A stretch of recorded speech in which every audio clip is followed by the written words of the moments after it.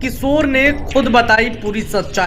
क्या तेजस्वी के सामने पीके ने किया सरेंडर? क्यों नहीं लड़ेंगे चुनाव? प्रशांत किशोर ने खुद बताई पूरी सच्चाई। सभी प्रत्याशियों को जिताने के लिए जो मुझे काम करना है वो काम करने पर फोकस करना है, इसलिए मैं चुनाव नहीं लड़ रहा हूँ। आप सिर्फ एनडीए की बात करें, एनडीए और महागठबंधन दोनों की हालत यही है, किसी को पता ही नहीं कि कौन सीट कौन लड़ रहा है। चर्चा थी कि प्रशांत किशोर तेजस्वी यादव के खिलाफ राघोपुर से चुनाव लड़ेंगे, लेकिन अब प्रशांत किशोर ने तेजस्वी यादव के खिलाफ अपना उम्मीदवार उतार दिया है।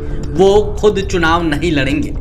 पार्टी ने इस सीट से चंचल सिंह को प्रत्याशी बनाया है। अब इसके बाद सवाल उठने लगा है कि क्या प्रशांत किशोर जाने के बाद भी उपेंद्र कुशवाहा हो या फिर मांझी हो, नीतीश कुमार भी नाराज चल रहे थे।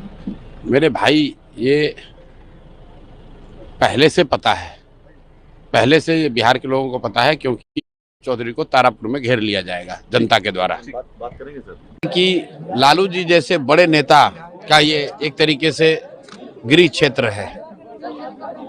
राज्य के मुख्यमंत्री और उप मुख्यमंत्री का विधानसभा क्षेत्र इतना पिछड़ा पूरे देश में कोई नहीं होगा। मैंने बिहार का भी जिक्र किया, अभी नालंदा का। सारे कमियों के बाद भी नालंदा को अगर आप हरनौत की तुलना करेंगे राघोपुर से, तो जमीन आसमान का फर्क दिखेगा।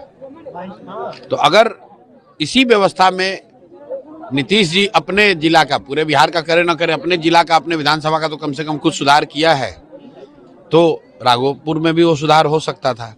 तो कहीं ना कहीं जो मूल बात है कि जो नेता जीत रहे हैं उनके मन में ये डर ही नहीं है कि हम काम नहीं करेंगे तो जनता हमको वोट नहीं देगी, क्योंकि विकल्प के अभाव में लोग लालू जी के डर से भाजपा, भाजपा के डर से लालू जी को वोट देते रहे हैं।